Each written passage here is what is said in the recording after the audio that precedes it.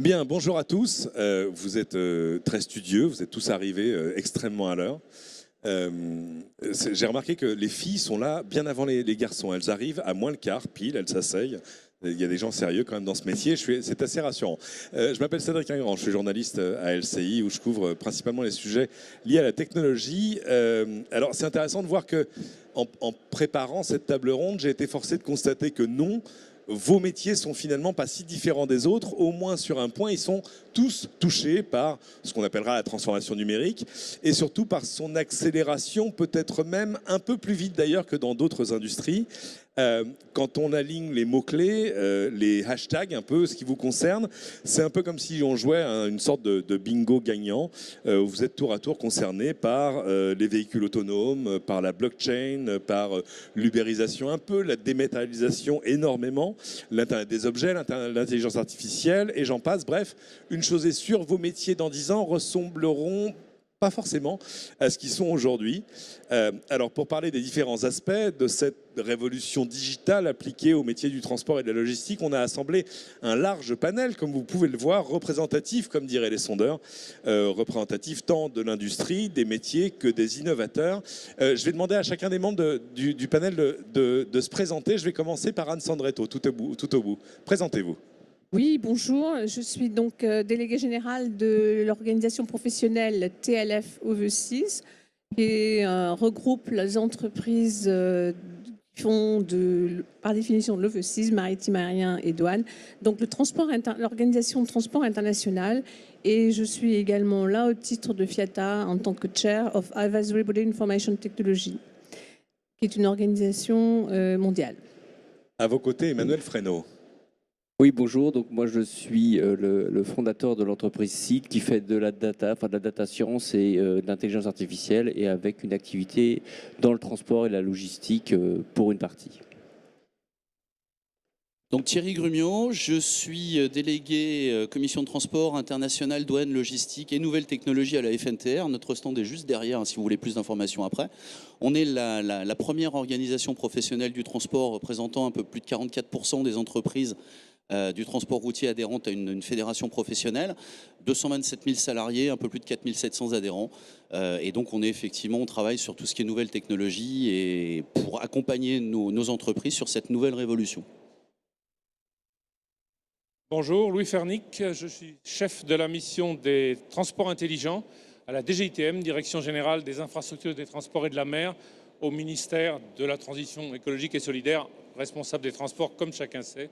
Voilà, et donc mon tout petit service transversal anime tous les travaux sur la transformation numérique au sein du ministère dans le domaine des transports et beaucoup plus largement avec tout l'écosystème des transports, y compris bien sûr sur transport et logistique.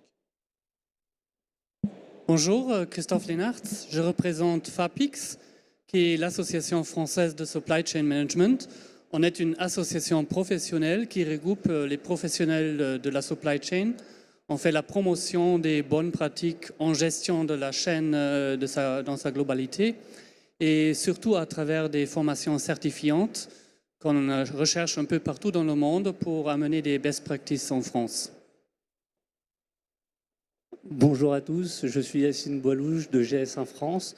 GS1 France est une organisation qui fédère 40 000 entreprises adhérentes en France et plus d'1 million dans le monde. Et notre travail, c'est de co-concevoir avec ces adhérents un langage commun pour assurer une communication efficiente entre leurs systèmes d'information.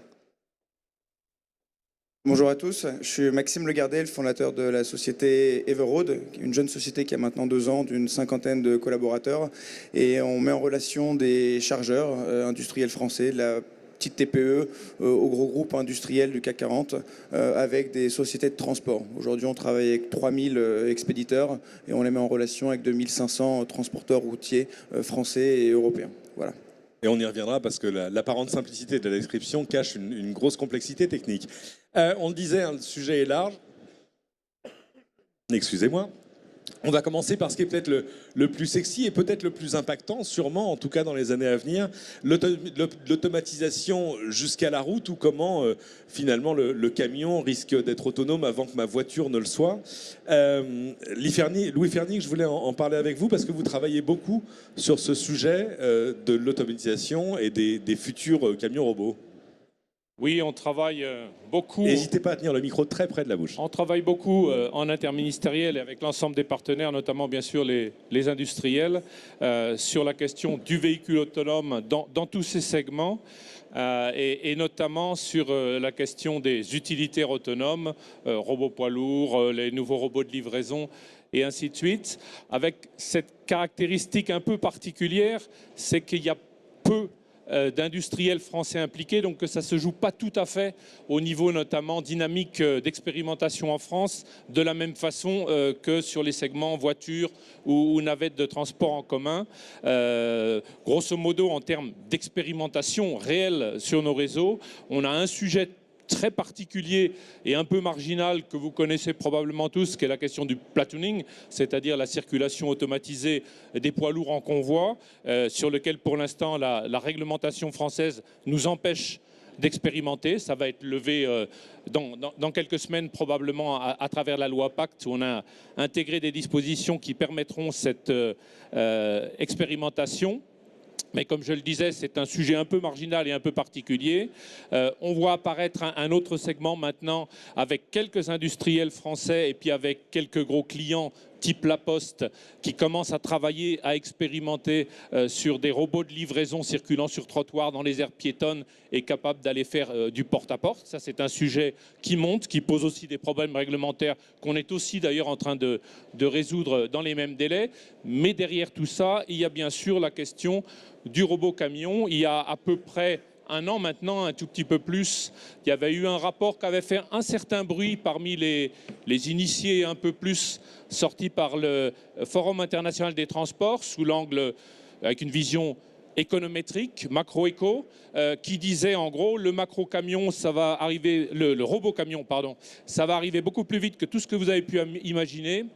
beaucoup plus vite que la voiture autonome, et ça va révolutionner le monde de la logistique, y compris très profondément. En 2 mots, c'est un véhicule qui permet de résoudre, ou qui devrait permettre de résoudre le fait que le segment le plus compliqué de la supply chain, qui est la circulation sur la route en espace public, très contraint, notamment bien sûr par des normes sociales, va soudain complètement s'ouvrir avec des véhicules capables de travailler à peu près 24 heures sur 24 et non plus 7 à 8 heures par jour. Capable de traverser l'Europe en moins d'1 journée et demie au lieu de 3 jours ou 3 jours et demi. Et donc en tout cas pour les approvisionnements en B2B et l'approvisionnement de la grande distribution, des changements complets d'échelle, des changements de paradigme, des renversements peut-être d'un certain nombre d'équations économiques sur les rapports intermodaux et les avantages intermodaux. Et quand on allait lire derrière les pages de ce que disait le FIT, ils annonçaient aussi bien sûr une énorme concentration qui se déduirait de l'arrivée du robot camion dans la logistique et le transport routier, notamment de marchandises. Comme toujours dans le VA, dans le véhicule autonome, il y a beaucoup d'annonces et on ne sait pas réellement à quelle vitesse ça va intervenir. On va sortir très très prochainement, dans quelques jours, dans le cadre de l'atelier prospectif qu'on anime, qui s'appelle la vie robomobile et qui essaye d'apprécier les impacts du véhicule autonome dans tous les domaines.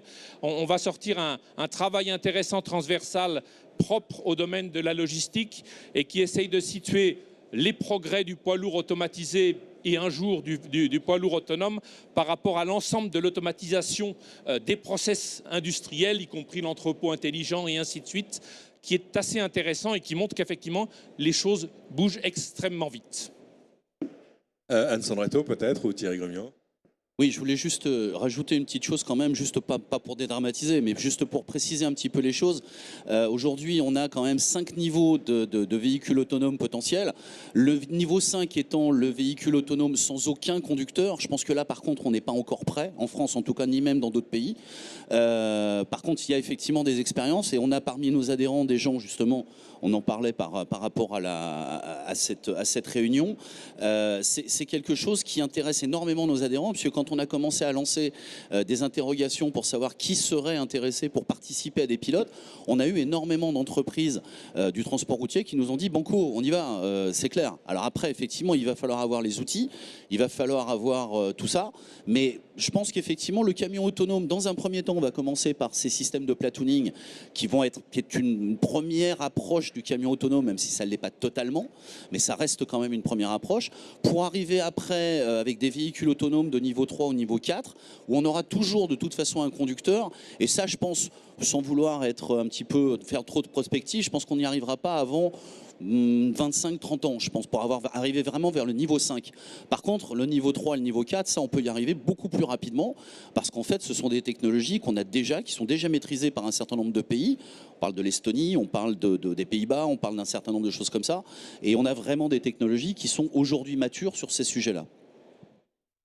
Oui, moi, je voudrais juste préciser une chose, c'est que, évidemment, ce que je crois, c'est que ça va arriver, et ça arrivera d'autant plus vite s'il y a à un moment donné un acteur qui veut disrupter le secteur et qui va investir très fortement là-dessus. Et là, je pense qu'il y aurait des conséquences qui peuvent être dramatiques économiquement et socialement, et que pour que ça se passe bien, il faut que les acteurs actuels du transport et de la logistique adressent cette problématique et la fassent la leur pour que ça se fasse à leur façon et pas que ce soit imposé de l'extérieur. Et c'est toujours ce que nous on fait chez SID, hein, on essaie toujours de faire du sur-mesure pour aider les entreprises à surtout pas se faire disrupter par quelqu'un qui va arriver et qui va en douce placer des choses. Ce qu'on veut, c'est aider les entreprises classiques à adopter les outils, disons, d'intelligence artificielle de haut niveau nécessaires, et que si on le fait tranquillement sans se prendre trop la tête, et ben, ça se passe très bien. Si on le fait dans l'urgence parce qu'il y a un disrupteur qui arrive derrière, c'est la catastrophe. Juste un mot sur ce point-là. Je pense que ça, c'est vraiment le rôle les missions des organisations professionnelles, justement, hein, d'être là pour sensibiliser, informer, éduquer et préparer, et donc accompagner les entreprises en fait à ce changement. Dans tout ce dont on va parler ce matin, on est clair qu'on est vraiment dans une grande évolution, moi je dirais transformation, et que le le sens des missions des organisations professionnelles, elle est là, elle est vraiment... Parce que sinon, sur le plan social, je suis tout à fait d'accord avec vous, on est en train de vivre une transformation du modèle économique, du modèle politique et du modèle social, bien entendu. Et ça n'est possible, ces transformations ne sont possibles parce que justement, la société elle-même a beaucoup évolué par l'utilisation de différents réseaux, etc. Et qu'aujourd'hui, ça rend cette évolution professionnelle vraiment possible. Sinon, ça n'aurait pas été le cas. C'est vraiment par la société, le social, hein, que... Ce qui est intéressant, c'est de voir à quel point on est face à une sorte d'accélération, c'est-à-dire qu'il y a un effet de cliquet. J'essayais de trouver des comparables. Je me souviens par exemple du jour où on a vu pendant des années comment Google investissait dans Google Maps pour construire une cartographie précise, intéressante, avec Street View, avec le reste. Et tout à coup, un jour, ils ont juste annoncé, bon bah maintenant que ça marche, on va faire de la navigation avec Maps. Ce jour-là, les deux grands fournisseurs de GPS grand public, qui étaient TomTom et le second dont le nom m'échappe, ont perdu 25% à la bourse. Et tout à coup, on avait passé un effet de cliquet, c'est-à-dire que tout à coup, la cartographie, enfin la navigation, était devenue un truc gratuit qu'on avait sur son téléphone. On voit bien que là aussi, le jour où vous allez avoir des grands fournisseurs de services de transport qui vont dire « ça y est, nous, on passe à l'automatique », c'est-à-dire qu'on fait baisser drastiquement le prix au kilomètre, on vous offre des solutions plus flexibles, parce qu'évidemment, on a des camions qui sont sur les routes plus longtemps, etc. Ce qu'on est en train de voir, c'est pas juste de l'automatisation, c'est pas juste, souvenez-vous, mai 68, un robot en plus, un emploi en moins. À quel point et dans quelle mesure est-ce que ça va impacter l'organisation même du métier du transport et de la logistique ? Juste déjà quand même une petite chose, il faut déjà rappeler quand même, c'est pas moi qui le dis, hein, ce sont un certain nombre d'experts, c'est que à l'horizon 2030, 50% des métiers qui existeront en 2030 ne sont pas encore connus aujourd'hui. Donc on va avoir effectivement une évolution des métiers. Pas de l'emploi, l'emploi il va rester, mais les métiers vont évoluer. On pourrait refaire le parallèle avec un petit peu la révolution industrielle qui s'est passée suite à la révolte des canuts sur les artisans tisseurs qui, à Lyon, qui ont vu arriver les machines. On est exactement dans la même configuration. On est sur une nouvelle révolution industrielle aujourd'hui. Et il va falloir effectivement qu'il y ait un accompagnement, je suis tout à fait d'accord, de la part des fédérations, des entreprises, que ce soit au niveau social, que ce soit au niveau même du travail au quotidien de nos entreprises, pour pouvoir effectivement leur faire comprendre que si aujourd'hui ils ne se saisissent pas de ces technologies, demain on va se retrouver avec les GAFA, entre autres, on parle des GAFA américains, mais on peut parler aussi de leur équivalent asiatique, où on va se retrouver avec des gens qui vont imposer à toute une frange d'un secteur industriel un certain nombre de choses qui ne vont pas forcément convenir, alors qu'aujourd'hui, si on s'en saisit maintenant, on a la possibilité, encore une fois, de prendre en main notre destin, que ce soit les transporteurs, les chargeurs, les producteurs, etc. etc. Et c'est ça qui est important et c'est le message qu'il faut faire passer. Parce qu'évidemment, j'entends, venant de vous, le secteur va s'emparer du problème, les acteurs vont le faire à leur rythme.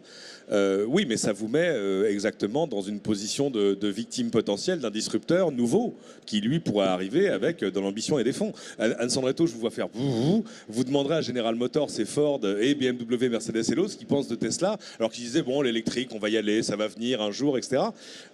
Aujourd'hui, bien sûr. Juste peut-être pour illustrer, à nouveau, je reviens dans ce rapport FIT au CDE. La disruption majeure qu'ils voyaient, je ne suis pas sûr qu'il faille les suivre, mais c'est quand même intéressant, c'est de dire le jour où le vrai robot poids lourd, robot camion de niveau 5, c'est-à-dire intégralement autonome, sera disponible sur le marché, il sera un atout tellement déterminant pour les premiers qui le détiendront et qui seront capables de l'exploiter, qu'il sera extrêmement disputé et que les États devraient, et c'est écrit dans le rapport, devraient se prémunir en mettant en place un dispositif de quotas et de contingentement pour que les premières livraisons par les 4 ou 5 grands constructeurs mondiaux de poids lourds des robots poids lourds soient contingentés et répartis. Sinon, ce sera ça, et ça renvoie à ton exemple des canuts, hein, ce sera ça qui sera l'élément immédiat et historique de disruption entre ceux qui seront les premiers sur le segment et les autres. Alors on les suit ou on ne les suit pas, et cette séquence est peut-être dans 10 ans, dans 15 ans ou dans 20 ans. En même temps, j'attire simplement votre attention sur le fait que les poids lourds ou les quasi-poids lourds, les engins totalement autonomes qui sont actuellement expérimentés, même en exploitation, dans les mines et dans les carrières, parce que c'est là que ces premiers très grands automatismes sont mis en œuvre, sont déjà extraordinairement intelligents. Oui. Donc moi, je voudrais rebondir sur ce qui a été dit. Effectivement, un enjeu majeur de la question de l'intelligence artificielle, dans le transport, mais dans la logistique et partout, c'est qu'effectivement, il va y avoir une énorme évolution des fonctions dans le monde du travail. Après, il y a plusieurs façons d'appréhender les choses. Soit effectivement, on attend de se faire imposer les choses, soit on commence à chercher à comprendre comment on va pouvoir faire évoluer les choses. Et pour comprendre comment faire évoluer les choses, alors moi, je crois qu'il y a une démarche, c'est-à-dire qu'il faut maîtriser des outils scientifiques de haut niveau qui permettent de maîtriser l'intelligence artificielle. Et pour le faire, on peut le faire de manière extrêmement vertueuse en commençant à faire des petits projets en interne qui permettent de gagner de l'argent et qui permettent de comprendre qui permettent de gagner de l'argent, mais alors pas forcément tout de suite sur des questions de transport avec des véhicules indépendants, mais par exemple sur des questions que nous on adresse chez SIT, c'est-à-dire faire du pricing, faire de la connaissance client, je sais pas, essayer de comprendre quel peut être l'impact du Brexit sur son activité, avec une approche scientifique couplée à de la data. Et en faisant ça, en allant vers ça, on appréhende et on comprend comment on va pouvoir utiliser les outils scientifiques de haut niveau pour suivre ce qui est en train d'arriver, ce qui va arriver dans les 5 ou 15 prochaines années. Et c'est ça que moi je propose aux entreprises avec qui on travaille, c'est profiter des petites choses que vous faites aujourd'hui avec nous, qui sont des grosses choses maintenant, mais qui au vu de ce qu'on fera après sont des petites choses, pour comprendre les outils scientifiques qu'il faut mettre en place pour appréhender à la manière dont vous le voulez ce qui est en train d'arriver, à savoir une modification très forte dans le monde du travail, parce que l'intelligence artificielle va prendre une part importante dedans. Ça, on va y revenir sur l'importance de la donnée et de ce qu'on fera avec. Anne Sandretto, vous vouliez réagir ? Oui, en fait, je suis tout à fait d'accord avec ce qui vient d'être dit. C'est tout à fait l'intelligence artificielle. Pour moi, c'est vraiment le cœur du digital qui va vraiment transformer. Et c'est pas uniquement quand on parle du camion, c'est une chose. Déjà, on voit l'impact que ça peut avoir. Mais ce qu'il faut comprendre, c'est que il y a un phénomène qui est hyper rapide et qui touche tout. C'est tous les métiers du transport, de la logistique, et y compris la douane, où on est en train de parler d'engineering en matière douanière, ce qui est quand même relativement nouveau. Même l'OMD, aujourd'hui, travaille avec l'intelligence artificielle pour ses contrôles sûreté, sécurité, etc. Donc, en fait, c'est cette espèce d'accélération et de transverse de tous les secteurs d'activité, transport et logistique, qui viennent vraiment changer la donne. Et en fait, c'est vraiment l'organisation même de toutes les entreprises qui est remise en question. C'est-à-dire, j'aime pas le mot disruption, alors je vais mettre des mots français, mais en fait, qui vient amener une vraie rupture et une réorganisation totale des méthodes de travail et des relations entre les acteurs. Et c'est ça, redéfinir les rôles, les responsabilités et voir comment on va avoir une action plus collaborative, parce que ce sont pour moi aussi les plateformes digitales collaboratives qui vont venir vraiment changer la donne. Alors, vous êtes en train de faire ma transition à ma place, mais c'est pas grave. On va passer évidemment à la numérisation, à la digitalisation de tous les process et de tous les process même de la supply chain. Christophe Lénard, je vous voyais prendre le micro d'autorité, je vous écoute. Auprès de FAPIX, nous sommes très actifs sur le domaine de la Demand-Driven Adaptive Enterprise. C'est un modèle récent de la gestion d'une entreprise qui sera entièrement pilotée par sa demande. Et nous apercevons que, surtout dans les professions de planification traditionnelles, qui étaient surtout des professions de gestion de crise, on connaît tout ça, il y a une livraison en retard, un camion en panne, donc on a des crises à gérer au quotidien, d'une seconde à une autre. Et avec ce modèle de DDAE, on arrive à mettre en place une certaine stabilité dans l'entreprise à travers des buffers stratégiques. Et ça change tout à fait les métiers, comme vous l'avez évoqué. Dans tous ces métiers de gestionnaire de crise disparaissent dans ces entreprises. Et on remplace ça par des professions d'orchestration où il est question de paramétriser la supply chain dans son intégralité de façon qu'elle puisse absorber un maximum de variabilité, des chocs, de VUCA et de tout ce qu'on parle. Et évidemment, ça pose la question, qu'est-ce qu'on fait avec les personnes qui sont formées et qui vivent à travers la gestion des crises ? On va venir à ça, mais on va peut-être commencer du début, c'est-à-dire, ça y est, le zéro papier arrive enfin. Alors peut-être Maxime. Alors, je vais juste rebondir sur la transition que vous venez de faire. Aujourd'hui, on parle de transition digitale, c'est un mot qu'on entend un petit peu tous les jours. Je pense que la chose la plus importante, c'est le temps et le coût du changement.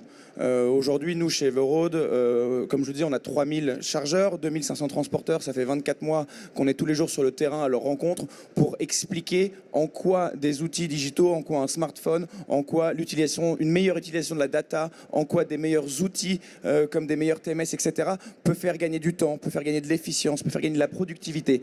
Ça, c'est quelque chose qui prend du temps. Au niveau de la théorie, c'est quelque chose on peut en discuter facilement. Maintenant, pour changer des habitudes qui ont plus d'un demi-siècle, là, il faut des mois, il faut voir des années. Et nous, c'est pour ça qu'on se doit d'être sur le terrain. C'est pour ça qu'on dit que justement, que l'humain est le soutien de la technologie et que c'est pas juste des solutions digitales qui vont se mettre en place toutes seules. Aujourd'hui, par exemple, les outils digitaux, et c'est ce qu'on fait chez Everroad, on a réussi à rassembler la plus grande offre de transporteurs en Europe. On parle de 2500 transporteurs, soit 150 000 véhicules connectés sur notre plateforme. C'est une chose qui prend du temps, c'est une chose qu'on doit fidéliser à travers les mois, les années, mais on peut aujourd'hui, sur Everroad, si un chargeur veut transporter 33 palettes de Paris à Cologne, trouver un des 150 000 véhicules qui va avoir de l'espace dans son camion. L'utilisation de la data, c'est quelque chose, on a aujourd'hui des ingénieurs qui bossent sur un algo de pricing qui prend en compte plus d'une cinquantaine de paramètres. C'est des choses qui vont être fascinantes dans le futur. C'est des choses qui permettront de se dire que le 12 mai, il neige, donc entre Paris et Marseille, on va avoir une augmentation des prix de 22%. C'est des algos qui pourront dire que le 17 juin, le prix d'une palette entre Paris et Bordeaux sera moins cher parce que c'est la saison des agrumes et que les transporteurs espagnols viennent décharger leurs légumes sur les marchés parisiens. Donc ça, c'est des choses aujourd'hui qui, si vous voulez, on met en place pour que dans 2, 3, 4, 5 ans, il n'y ait plus d'opacité sur le prix, qu'on puisse utiliser des données météorologiques, des données de coefficient de remplissage dans un camion, des données aussi qu'on remontera du véhicule pour pouvoir ajouter plus d'efficience dans le marché. On parlait du zéro papier. Aujourd'hui, quand on parle à certains de nos patrons de TPE, de PME ou de grands groupes, on leur dit combien de temps vous mettez pour remonter une CMR, mais ça prend de temps en temps 9 à 12 semaines. C'est-à-dire qu'on doit appeler le transitaire ou l'intermédiaire, qui va appeler la boîte de transport, qui est de je ne sais même pas dans quel pays d'Europe, qui va appeler le transporteur routier qui a fait tomber son café dessus, qui va remonter au siège social de la boîte du CAC 40 à la Défense 12 semaines plus tard. Aujourd'hui, on propose des méthodes qui permettent de digitaliser complètement la CMR et ça paraît extrêmement simple à dire. Après, à mettre en place dans 40 000 boîtes de transport, c'est quelque chose qui prend du temps. Donc c'est pour ça que je pense que ce qui est extrêmement important quand on parle de transition digitale, c'est de se dire qu'on peut mettre le meilleur jus de cerveau dedans, les meilleures équipes dessus, mais que le pilier humain restera l'accélérateur du changement au quotidien dans les petits gestes. Thierry Grumeau, je sais que c'est un sujet qui vous mobilise parce que la fin de la lettre de transport, ou en tout cas sa numérisation, oui, on le disait, on est en train de s'attaquer à des process, à des habitudes de travail même qui sont vieilles d'avant nous, quoi. Ah, je voulais juste rappeler quand même un point historique en fait au niveau français. Pour une fois, la France avait été précurseur en matière de dématérialisation de documents, puisque on avait un arrêté qui date du 9 novembre 1999 qui prévoyait déjà que la lettre de voiture, alors je préfère parler de lettre de voiture plutôt que de CMR d'ailleurs, parce qu'en France on fait la différence entre la CMR qui est utilisée exclusivement au niveau international et la lettre de voiture qui est utilisée exclusivement au niveau national.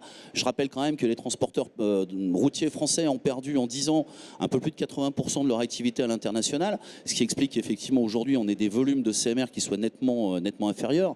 Mais donc je rappelle le 9 novembre 1999, on avait un arrêté qui prévoyait que la lettre de voiture pouvait être émise de manière électronique. La problématique de cet arrêté, c'est que la manière dont il était rédigé, et à l'époque c'est vrai qu'on n'avait pas encore parlé, on n'était pas vraiment dans de l'ère de numérique, etc., certains corps de contrôle considéraient que oui, effectivement, on aurait pu présenter une lettre de voiture numérique, mais qu'il fallait quand même une lettre de voiture papier à bord du véhicule, ce qui fait que ça servait strictement à rien. Moyennant quoi, il a fallu attendre 2008 avec la rédaction par l'IRU du protocole additionnel sur la CMR électronique, donc le protocole ICMR, qui a été ratifié par 7 pays dont la France ne faisait pas partie au départ, et parce que justement il y avait cet arrêté de 99 et que le gouvernement français considérait que ce n'était pas forcément une nécessité. Donc on a quand même pas mal travaillé avec le ministère pour leur expliquer qu'effectivement au niveau national c'était bien d'avoir cet arrêté, mais qu'au niveau international ce serait quand même mieux de ratifier le protocole. Ce qui a été fait... Exactement. Ce qui a été fait si fin vous 2016, réagissez avec un micro, si vous réagissez. ce qui a été fait fin 2016, donc officiellement la France a ratifié le protocole. Aujourd'hui on est à 17-18 pays, la Russie vient de ratifier le protocole, il y a un certain nombre d'autres pays, ça augmente d'une manière assez phénoménale. Mais donc une fois que ce protocole a été créé, il a bien fallu reprendre cet arrêté de 99 pour le clarifier et pour dire, attendez, aujourd'hui maintenant on a la possibilité d'avoir cette lettre de voiture électronique, et donc le 22 décembre 2017, ça a été un joli cadeau de Noël, je reconnais. Le 22 décembre 2017 est paru donc le nouvel arrêté 9 novembre 99 révisé, qui cette fois clairement reconnaît l'existence de la lettre de voiture et prévoit même que en cas d'utilisation par un opérateur d'une lettre de voiture électronique, en cas de contrôle sur la route, la seule manière de présenter cette lettre de voiture est de manière électronique et non pas de manière papier. Donc là, aujourd'hui, on a clairement en France une identification, une acceptation de la lettre de voiture électronique qui est aujourd'hui en train de se développer à vitesse grand V, en tout cas au niveau de nos adhérents qui commencent à se saisir du sujet. Mais je suis tout à fait d'accord avec Maxime, c'est un sujet qui prend du temps, puisque nous, ça fait maintenant 1 an et demi qu'on travaille dessus, ça fait 1 an et demi qu'on développe ça. Mais encore une fois, il ne faut pas comprendre non plus la lettre de voiture électronique comme étant la simple dématérialisation d'un document papier. Là où on a l'intérêt de la lettre de voiture électronique, c'est l'échange en temps réel entre un expéditeur, le transporteur bien évidemment, le destinataire ou les transporteurs successifs, ce qui va supprimer en fait le besoin d'attendre, ce qu'on disait tout à l'heure, le retour du conducteur pour pouvoir effectivement, ne serait-ce que facturer pour un transporteur, mais aussi même gérer à la limite les litiges. Parce que dans le cadre d'une lettre de voiture électronique, avec un smartphone ou avec une tablette ou avec des systèmes d'informatique embarqués, on va pouvoir effectivement prendre la photo du litige, adresser une réserve, et à partir du moment où on aura procédé à la signature électronique, qui, je le rappelle, doit être à minima, et c'est le cas d'un certain nombre, mais pas de toutes les solutions, au minima, en tout cas une solution de niveau 2, de manière à avoir une sécurisation. Là, effectivement, on a cet échange en temps réel avec les différents partenaires du transport, et donc les choses vont automatiquement aller beaucoup plus vite, et on a des lettres de voiture d'une qualité qui est incontestable, puisque réalisées de manière numérique. Alors, Yacine Boilouche, qu'on n'a pas entendu, parce que évidemment ça l'intéresse, tout ça fait le lit de la plateformisation, j'imagine. Oui. Je vais faire un peu le rabat-joie. Depuis tout à l'heure, on entend parler de sujets vraiment très, très excitants, intelligence artificielle, automatisation des véhicules, etc. Et malheureusement, en fait, cette transition digitale, elle sera effective uniquement si on manipule des datas de qualité. Laissez-moi prendre un exemple. Aujourd'hui, vous mettez un chauffeur dans un camion et vous lui demandez d'aller livrer à un point particulier. Vous lui donnez une mauvaise adresse. Bon, mais il est suffisamment malin pour se rendre compte qu'il y a une coquille et livrer le bon endroit. Demain, le camion est intelligent. Vous lui filez une mauvaise adresse. J'ai bien peur qu'il se perde. Aujourd'hui, en fait, vous regardez le référentiel d'une société de transport. Pour un même point, il va avoir des dizaines d'adresses différentes, en fait. Et il y a même parfois où il va recevoir un ordre de transport avec une adresse fausse, une dénomination pour l'organisation qui va livrer fausse, et malgré tout, il doit livrer.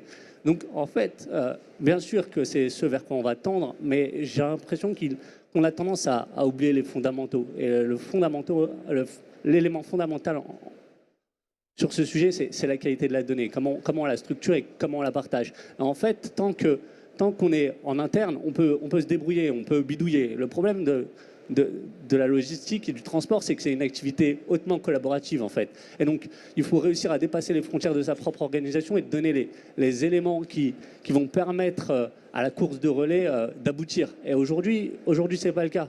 Ça, c'est le premier élément. Le deuxième élément, c'est qu'en fait, si cette transition digitale n'est pas penser avec l'ensemble des parties prenantes, ou du moins penser pour ces parties prenantes et l'utilisateur final, j'ai bien peur que ça se transforme en une fragmentation digitale en réalité. Laissez-moi prendre un exemple très concret. Ici, je suis certain qu'on a tous eu une adresse email, au moins une. Et depuis cette adresse email, moi, c'est ProtonMail. Je peux écrire à des gens qui ont une adresse Gmail, une adresse Yahoo, etc. Et ça me facilite la vie.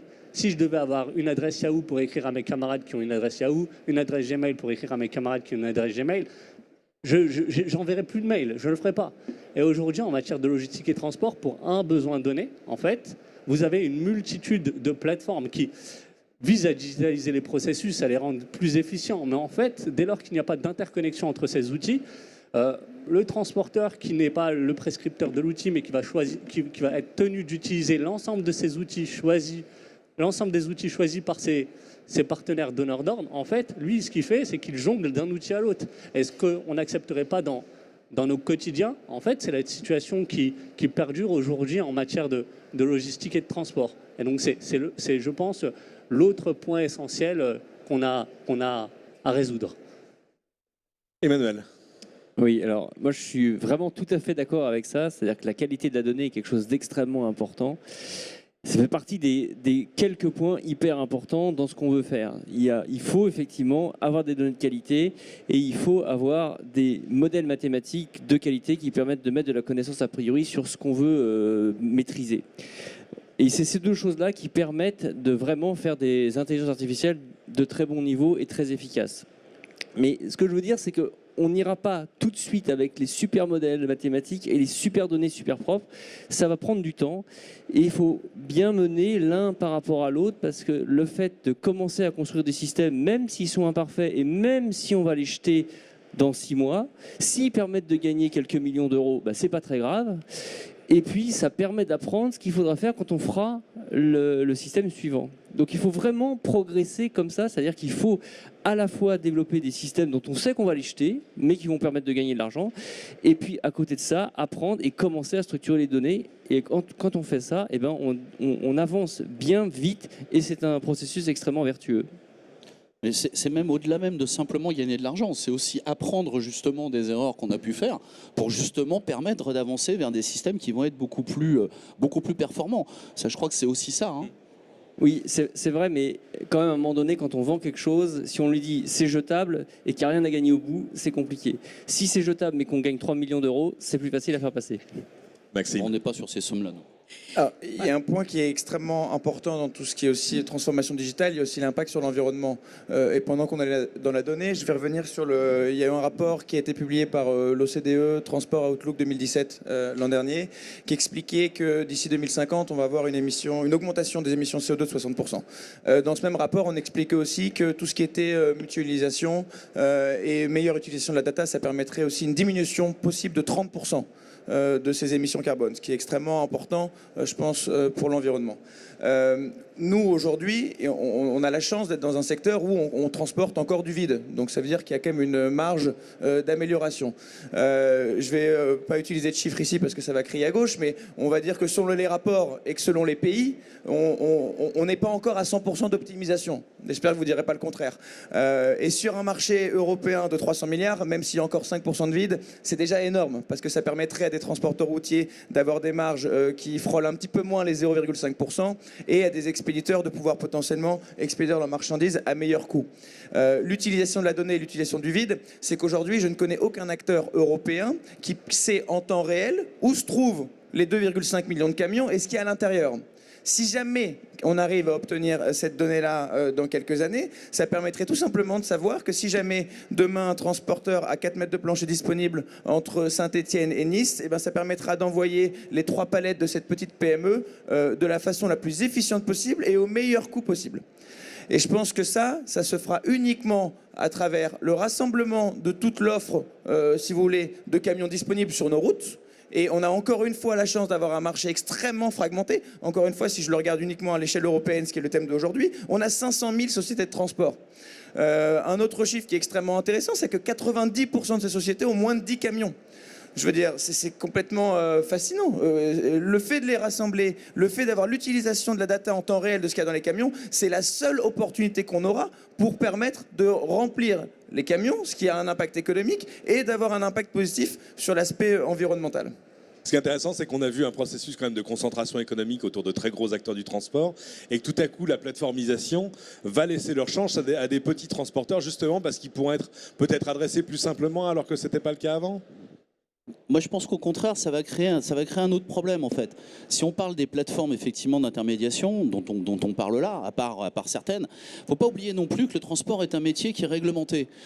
Aujourd'hui, on a certaines plateformes qui se prétendent intervenir sur la notion tarifaire et sur la notion de gestion. Alors, il faut qu'on arrête avec le fantasme de dire on transporte du vide. Non, c'est totalement aberrant. Il faut qu'on arrête aussi avec le fantasme de dire qu'aujourd'hui, une entreprise est dans l'incapacité de savoir où sont ces camions. On a quand même aujourd'hui des TMS qui permettent de localiser en temps réel effectivement un certain nombre de véhicules. Alors oui, effectivement, on a beaucoup d'entreprises qui sont des TPE, des PME, qui n'ont pas forcément accès à un certain nombre de choses, où effectivement des solutions peuvent être intéressantes, mais encore une fois, on peut pas laisser dire aujourd'hui on ne sait pas où sont les véhicules, c'est pas vrai. Je suis tout à fait d'accord. L'histoire de dire que on transporte du vide aussi, c'est pas vrai. J'ai plus les chiffres en tête. Je vais essayer de reprendre un peu la main. Je vais te laisser terminer. Je termine juste et je te redonne après la main. Par contre, effectivement, juste pour ces plateformes d'intermédiation, il faut bien savoir encore une fois qu'on a un métier réglementé, que certaines plateformes effectivement se sont enregistrées. Oui, en tant que commissionnaire. En tant que commissionnaire, qui n'est peut-être pas d'ailleurs forcément le statut le plus adapté. Peut-être, j'en sais rien. Mais en tout état de cause, effectivement, c'est quelque chose d'important. Parce qu'à partir du moment où vous intervenez sur la notion tarifaire, il y a quand même des obligations. Et les obligations en termes de réglementaire au niveau du transport français, la moindre des choses, c'est de les respecter. Celles qui sont commissionnaires, j'ai pas de problème avec. Elles font leur boulot, elles font un travail de commissionnaire, j'ai aucun problème. Celles qui, par contre, aujourd'hui, se présentent plutôt en tant que plateforme d'intermédiation uniquement numérique, alors qu'elles interviennent sur une notion tarifaire entre un chargeur et un transporteur, et qu'elles ne sont pas enregistrées en tant que commissionnaires, moi je suis désolé, là moi ça me pose un problème. Anne. Oui, c'est pour ça que, en fait, je pense que déjà, je vais reprendre un petit peu le niveau de la commission, là, de la conférence, parce que vous aviez marqué regard sur le monde, donc. Alors j'allais y venir avec vous parce qu'on dit on est en train de numériser. Parce que là, on est en train vraiment de parler du tout petit transporteur régional, etc. Enfin, moi, je suis dans la profession depuis de nombreuses années.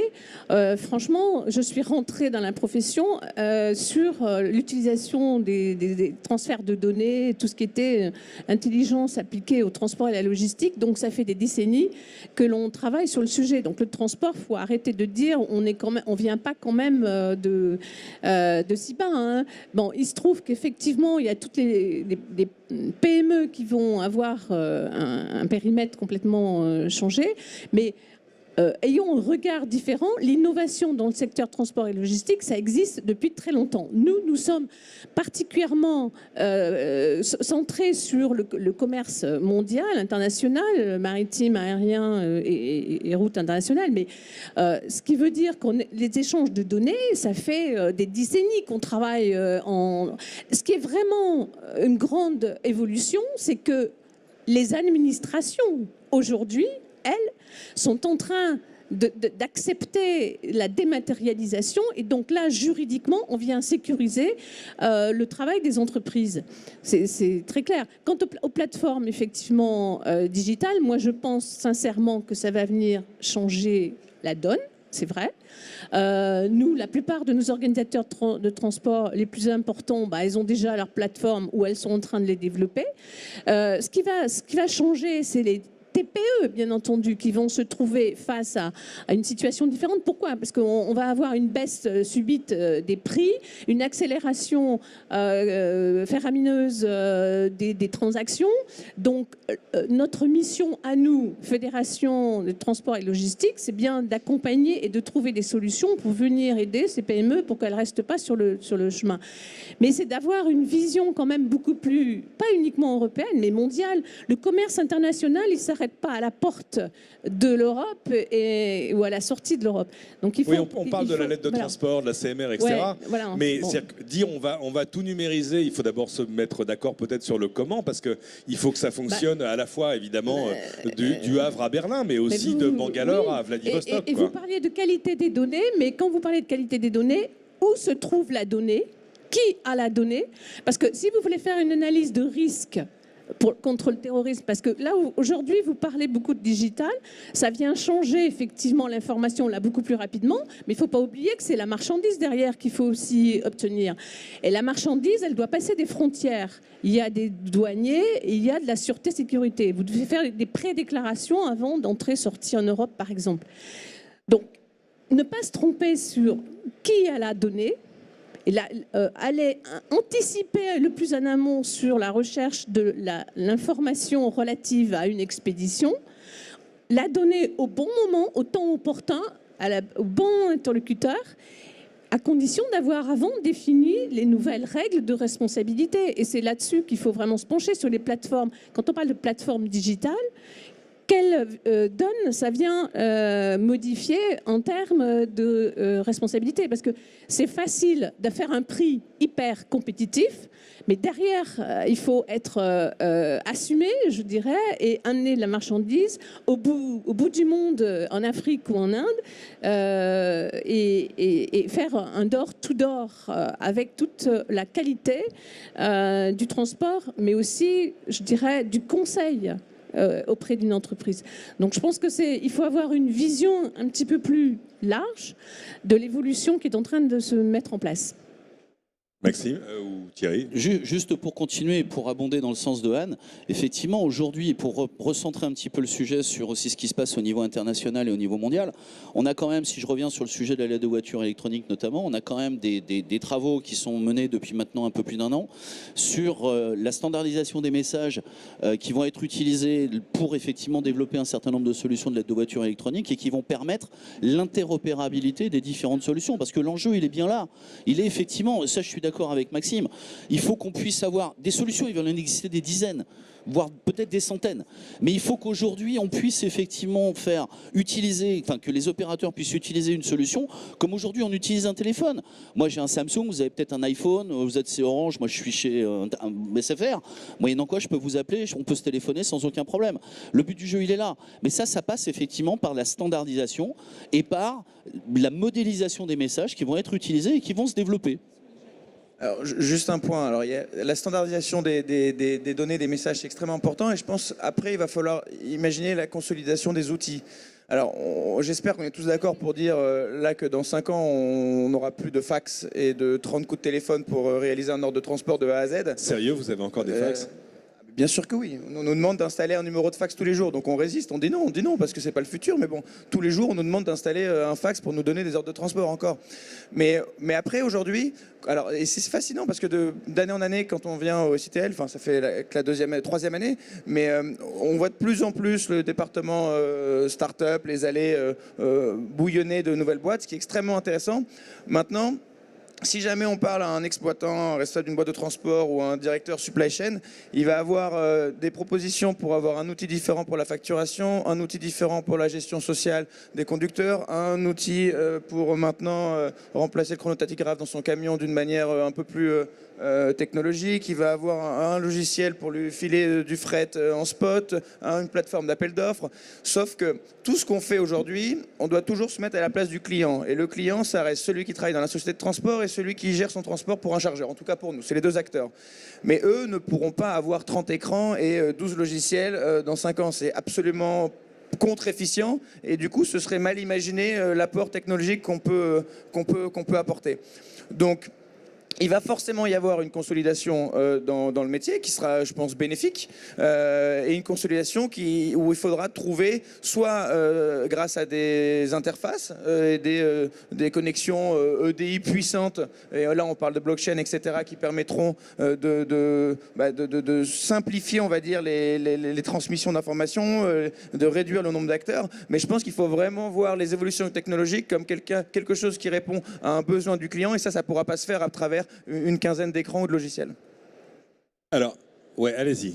Oui, juste un mot. Je voudrais rappeler, et certains d'entre vous sont bien au courant de ça. N'hésitez pas à rapprocher le micro. Le grand modèle, la vision future de la super consolidation de l'ensemble des systèmes. Au niveau de la recherche, c'est ce qu'on appelle l'Internet physique, sur lequel travaille en France l'École des mines et quelques autres, sur lequel il y a beaucoup de grands distributeurs qui sont très engagés, extrêmement intéressés. En 2 mots, pour ceux qui connaissent ça mal, l'idée c'est que le grand mécanisme, le grand schéma de l'Internet numérique, celui que vous connaissez, on le transpose complètement, ça n'a plus rien à voir, mais on transpose l'idée dans le monde physique de l'acheminement de produits réels, physiques, solides, etc., ou liquides, peu importe, et que d'un côté, on a l'expéditeur qui a un fournisseur d'accès à un système qu'on appelle l'Internet physique, on a le destinataire qui a lui aussi un contrat avec un fournisseur d'accès, et puis le produit avec ses contraintes particulières, c'est du froid, c'est ceci, c'est cela, c'est urgent, c'est cher, c'est assuré de telle ou telle façon. Le produit rentre de la chaîne,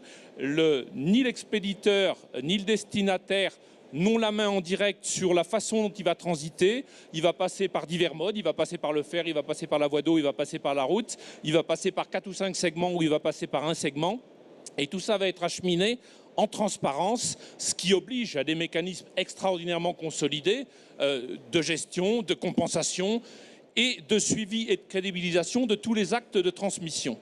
Donc cette idée qui est pour l'instant au stade de la recherche, mais qui inspire beaucoup de travaux réels qui se font actuellement et beaucoup de mise en œuvre, c'est la grande vision. On n'y atteindra peut-être jamais au niveau mondial, mais ça guide tout le monde et ça a déjà été pointé par la Commission de Bruxelles comme le modèle sur lequel tout le monde doit travailler.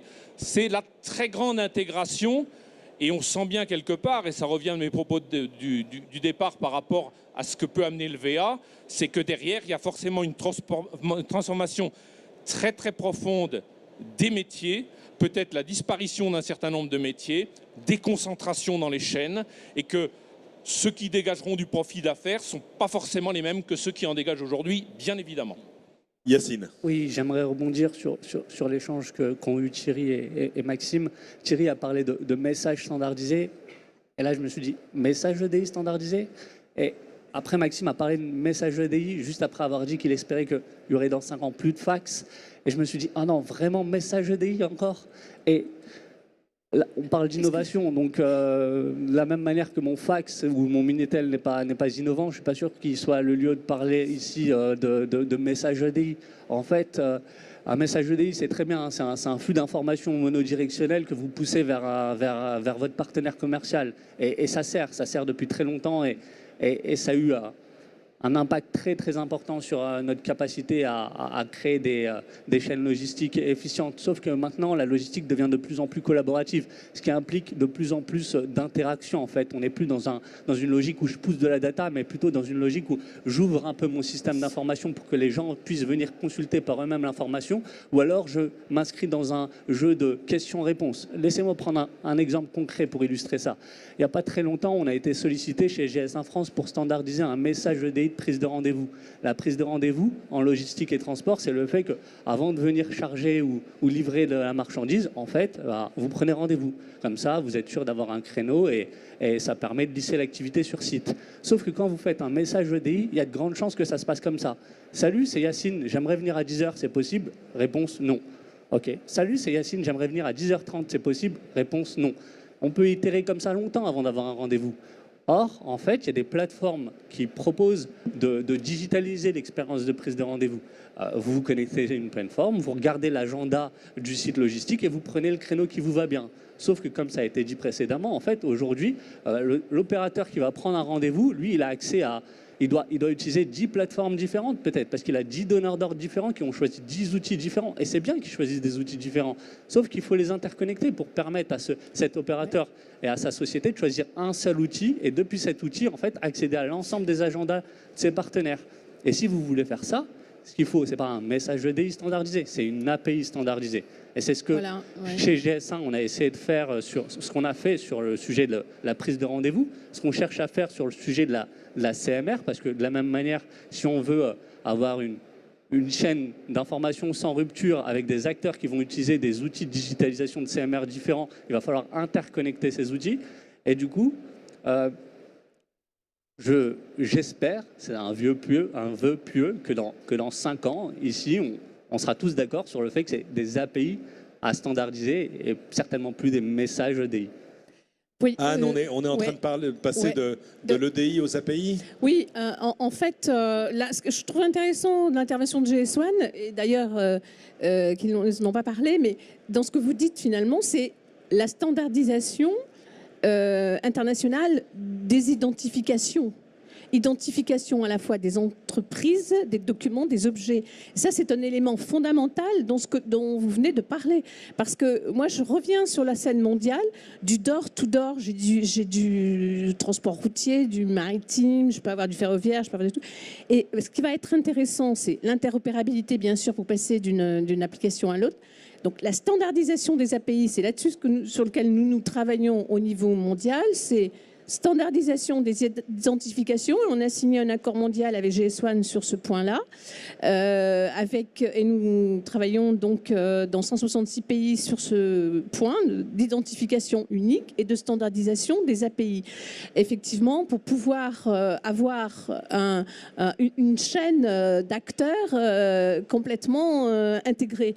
Ça, c'est vraiment l'essentiel. Je voulais juste rajouter une chose, et Yacine, si tu as compris que je parlais d'EDI, non. Dans ma bouche, je suis loin de parler d'EDI. Effectivement, pour moi, c'est vraiment de l'API. Aujourd'hui, je ne dis pas que l'EDI va disparaître. Non, ce n'est pas le cas. Ça a encore quelques beaux jours devant soi. Mais il est clair qu'aujourd'hui, l'EDI est quelque chose de très lourd à mettre en place au niveau des entreprises, de très coûteux, de très long aussi en fonction de la taille de l'entreprise. On parlait tout à l'heure de PME, de TPE. Il est bien évident que vous êtes obligé, de toute façon, si vous voulez mettre en place de l'EDI, de passer par un prestataire extérieur. Et que le prestataire extérieur, en fonction des volumes que vous allez lui proposer à échanger, il va mettre plus ou moins de temps parce qu'il va peut-être favoriser aussi quelqu'un qui va lui donner, là on parlait d'argent effectivement, qui va peut-être lui donner un peu plus d'argent parce qu'il va y avoir plus de volume. Et puis en plus effectivement, je suis tout à fait d'accord avec toi sur le fait que l'EDI aujourd'hui, on pousse l'information mais de manière manuelle. Alors qu'avec l'API, on est sur une automatisation des échanges et c'est quelque chose qui de toute façon, va, à un moment ou à un autre, va supplanter. Et j'ose espérer que même avant 5 ans, ici, on parlera beaucoup plus d'API que de n'importe quel autre système d'échange de solutions.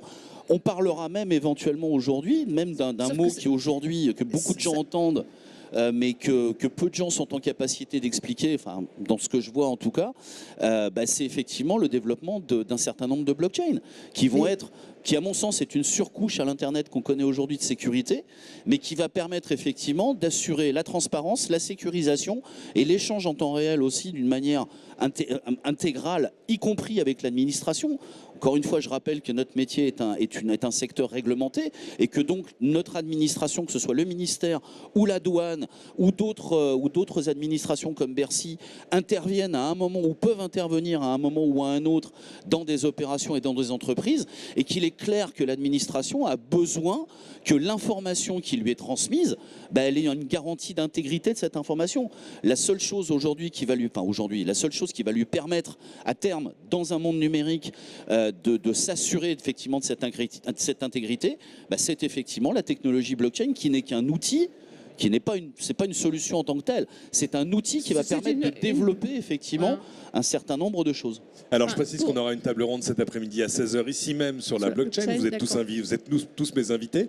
Donc on va pas forcément, on va pas en faire le sujet, mais c'est intéressant. Moi je voulais vous entendre tous tour à tour sur la blockchain, pas tant sur une prédiction du futur, mais sur vos attentes. Alors, nous, sur nos attentes, nous attendons énormément de la blockchain, je dois te dire, parce qu'au niveau international, c'est vraiment un grand espoir. Au moins, c'est un standard qu'il n'y a pas à écrire. Alors, ce n'est pas une question de standard, c'est une technologie, c'est un outil, comme a dit Thierry Grumiaux, je le suis parfaitement, qui doit être au service de nos professions. Et donc, c'est à nous, effectivement, organisation professionnelle, à structurer et organiser. La dématérialisation et le travail de standardisation sur les échanges de données, sur les identifications, sur les API, si on le fait au niveau international, j'insiste sur le niveau international, parce qu'aujourd'hui, il y a la DG Move qui a eu la velléité de faire un certain nombre de réglementations qui seraient uniquement européennes. J'insiste sur le fait qu'on attend, nous, des standards internationaux et que c'est la base pour pouvoir aller plus loin dans la blockchain. Parce que ce qui nous intéresse, nous, c'est la blockchain qui va venir vraiment transformer les modèles économiques, c'est-à-dire qu'on puisse envoyer par exemple un bill of lading au niveau mondial, hein, ce qui est un document au titre de transport en maritime, et que cette réception de ce bill of lading va pouvoir automatiquement déclencher, quand il est reçu par un banquier, un transfert de fonds vers le vendeur de part donc l'acheteur. Donc si vous voulez, c'est assez complexe parce qu'il y a une grande coordination à mettre en œuvre entre différents acteurs et surtout privés et publics, puisque là, on est dans la notion de compliance à prendre en compte. Et c'est ce qui est assez compliqué. Mais cependant, nous avons, déjà en route un groupe de travail pour ce type de nouvelles applications qui vont vraiment transformer, je pense, nos métiers.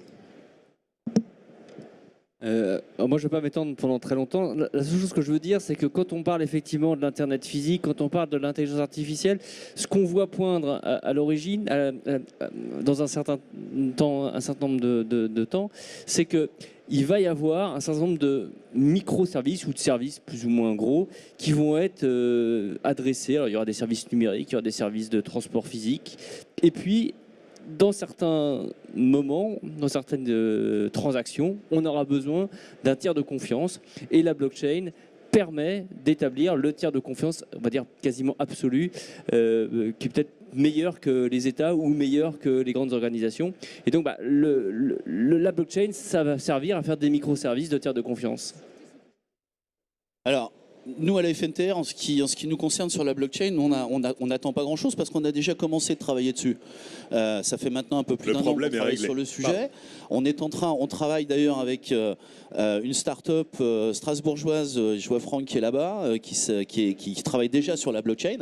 On a réuni aujourd'hui un écosystème qui couvre l'ensemble des partenaires, que ce soit privé ou public. On a des banques, on a des assurances, on a le ministère avec Louis, on a la douane, on a Bercy, on a aussi bien évidemment des transporteurs, ça me paraît logique. On a un certain nombre d'acteurs, on a bien évidemment GS1 aussi qui fait partie du tour de table.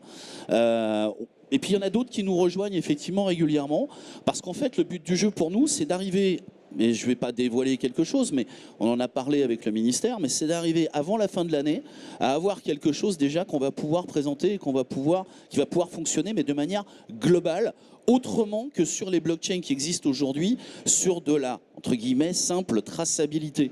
Encore une fois, la blockchain, elle peut s'appliquer à tout un tas d'autres choses, que ce soit de la mobilité, d'ailleurs voyageurs, ou que ce soit de la mobilité marchandise. Parce qu'il ne faut pas oublier non plus les applications voyageurs.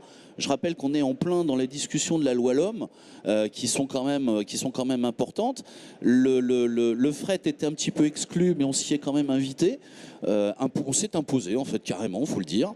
Et bien nous en a pris, d'ailleurs, puisqu'en fait, il y a un groupe de travail qui maintenant, Fret Plus, qui a pour vocation de remplacer, si j'ai bien compris, ce qui était déjà prévu au niveau de logistique 2025, et qui va prendre en compte effectivement toutes ces évolutions. Et dans le cadre des assises de la mobilité, il y avait effectivement un atelier sur la blockchain, où on a beaucoup travaillé sur des use cases possibles, potentiels, que ce soit pour les voyageurs et pour les marchandises. Et je voulais juste terminer en rajoutant que, je reviens sur la partie mondiale, avec l'UNCFACT, on est en train de rédiger un livre blanc et on est en train de travailler justement sur un certain nombre de sujets au niveau de la blockchain.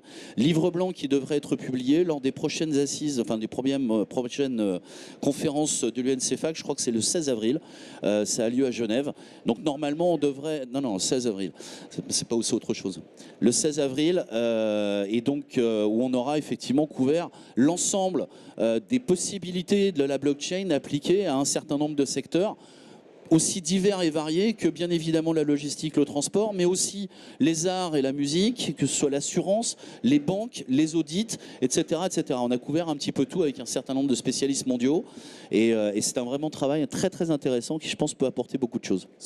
Il y a un Oui, point alors, que- je reviens à vous, mais Louis Fernig, Ouais. d'abord, on comprend l'attrait de la blockchain même, ça tient du coup de foudre, c'est-à-dire que Mais vous êtes non, sur un marché non. extrêmement morcelé, je vous laisserai réagir après, vous êtes sur un marché extrêmement morcelé avec beaucoup d'acteurs qui doivent se parler, or la blockchain, elle vous apporte de l'authentification, de la signature, de l'irrévocabilité, vous pouvez suivre un process dans le temps, et en plus, on est sur une technologie qui, on le disait, est une sorte de, comme si on avait inventé un nouveau protocole à l'Internet, après le web, le mail et le reste, c'est-à-dire quelque chose qui, en tout cas dans son début d'application, est un standard.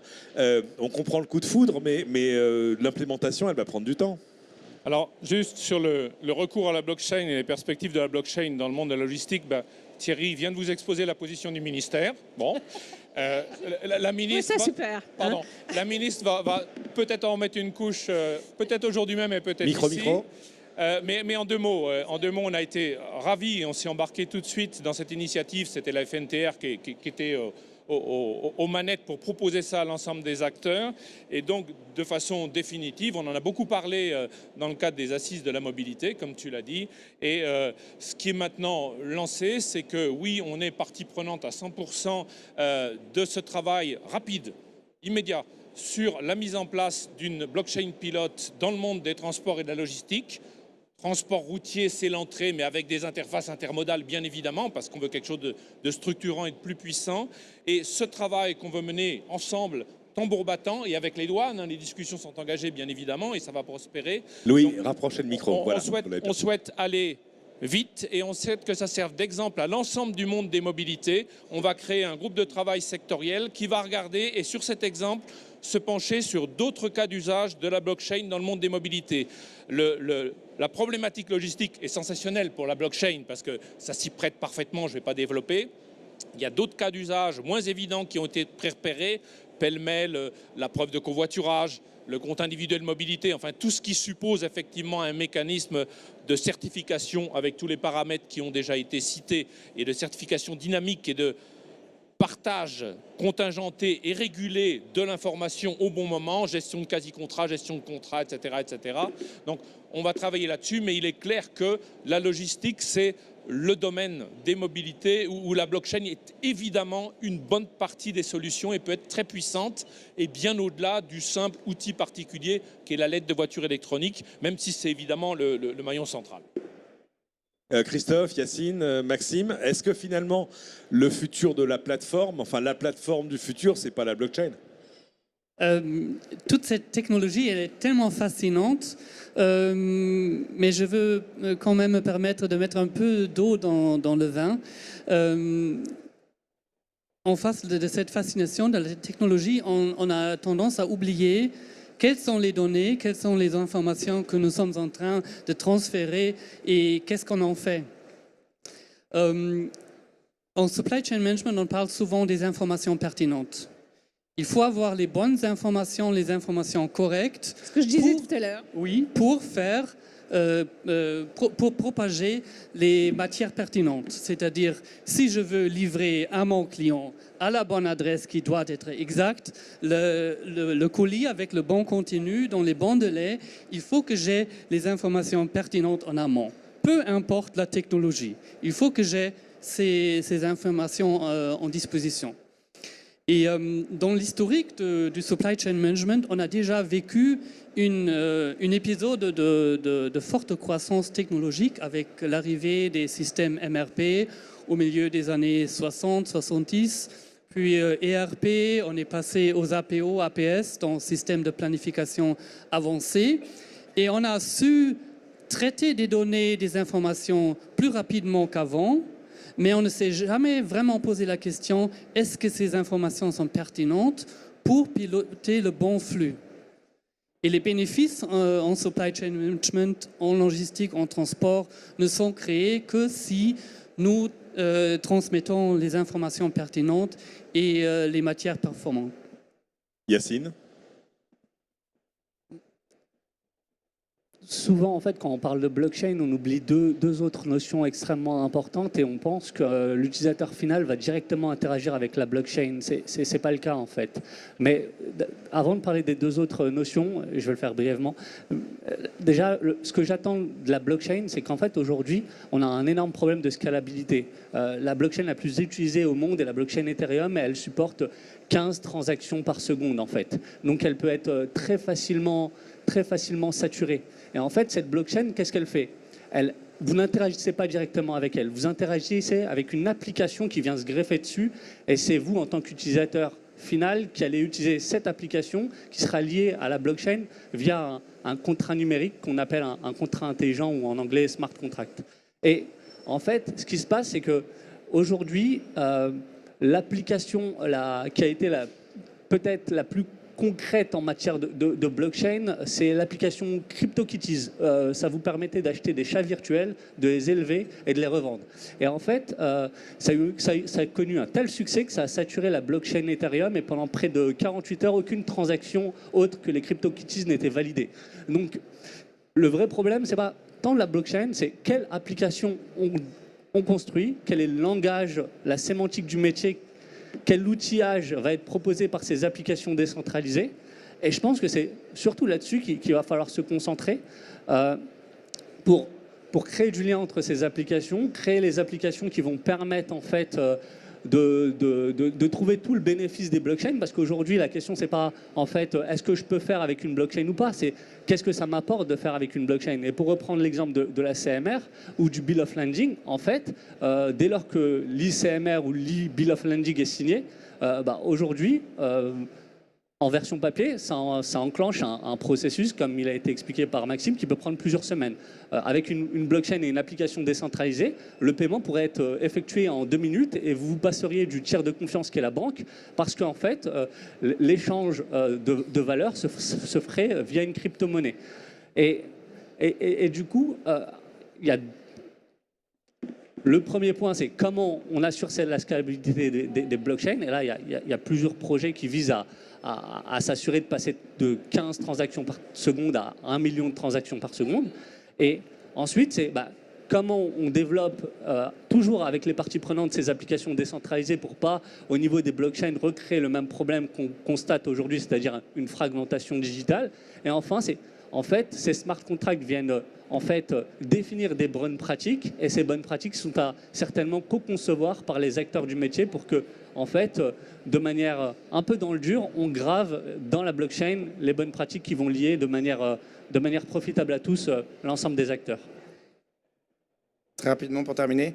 Alors, je pense que ce qui est extrêmement intéressant, alors aujourd'hui la blockchain c'est quand même le mot à la mode qu'on entend un petit peu à tout va. Je pense que quand on regarde vraiment l'application concrète qu'on peut en faire dans le secteur du transport, déjà ce qui est extrêmement positif, c'est qu'il y a des choses qui vont vraiment être utiles grâce à la blockchain.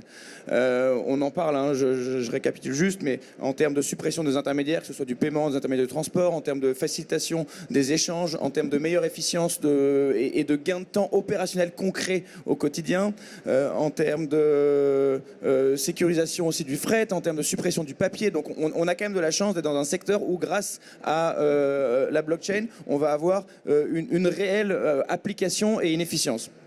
Ça, je pense que c'est le premier point. Nous, concrètement, chez Everroad, tout ce qu'on fait, et c'est ce que je dis à mes équipes au quotidien, on doit penser notre quotidien à travers les évolutions qui vont apparaître dans le transport dans 10, 20, 30 ans. Donc on développe chaque outil de notre plateforme uniquement en pensant à comment ça va être concrétisé et appliqué dans 10, 20 ans. Donc aujourd'hui, toutes ces problématiques-là, que ce soit supprimer le papier, que ce soit supprimer le coup de téléphone, que ce soit supprimer l'intermédiaire de paiement, c'est fait partie de nos développements techniques et de nos réflexions stratégiques au quotidien dans la boîte. Après, pour redescendre un petit peu sur terre, c'est vrai que ce mot à la mode, avant de le faire appliquer par 500 000 sociétés de transport et plusieurs millions de sociétés expéditrices, là quand je parle du transport routier, on a encore pas mal de marge parce que je pense qu'on a aussi encore beaucoup de choses, et on parlait encore du fax il y a quelques minutes, à faire passer, à tourner la page avant vraiment d'utiliser ça, parce qu'on peut mettre en place les meilleurs blockchains sur le plan IT, on peut mettre en place les meilleurs partenariats au niveau high level. L'application ne marchera que si jamais elle est utilisée quand même en bout de chaîne, et le bout de chaîne, ça reste toujours le client. Anne. Je voudrais quand même rebondir parce que je voudrais rassurer un certain nombre d'entreprises du transport et de la logistique qui sont dans la salle. C'est pas demain qu'on va supprimer les intermédiaires que sont les freight forwarders. Ils vont se structurer, s'organiser, avoir leur propre plateforme. Et ce serait penser qu'il n'y a que le transport de la donnée, ça fait longtemps qu'on est dessus. Il y a le transport de la donnée, il y a le traitement de la donnée, mais derrière, il y a quand même la marchandise.